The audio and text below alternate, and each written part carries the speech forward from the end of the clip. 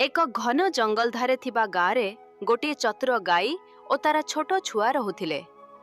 प्रतिदिन गाईटी जंगल पाखरे घास खाइबाकु जाए, किंतु से सबुबेले सचेतन थाए। से जानुथिला जंगल रे बाघर भय अछि।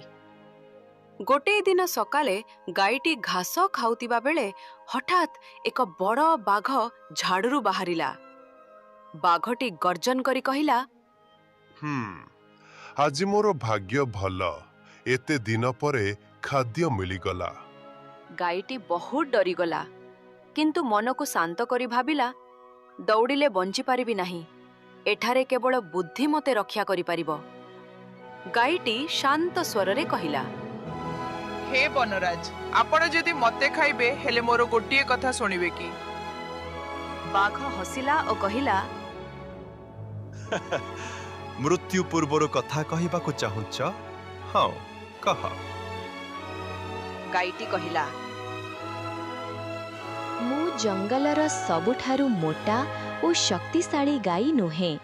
मो पाखरे दूरे गोटिए मो ठारु अधिक मोटा और शक्तिशाली गाई अछि। आपण चाहिले मु ताकू आनी देबी। बाघटी लोभरे कहिला, सतरे से केउठी अछि?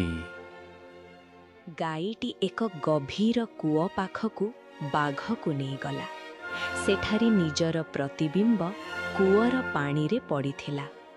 गाईटी कहिला, हे बनराज, से देखंतु, से मोटा गाईटी। बाघ पानी रे निज प्रतिबिंब को देखि भाबिला जे अन्य बाघ अछि। बाघ रागरे कहिला, केउ साहसरे आउ गोटिए बाघ मो अंचल रे? से जोर रे लाफ मारिला आउ कूओ भीतर को पड़ीगला। गाई तुरंत सेठारु पलाई गाँ को फेरीगला।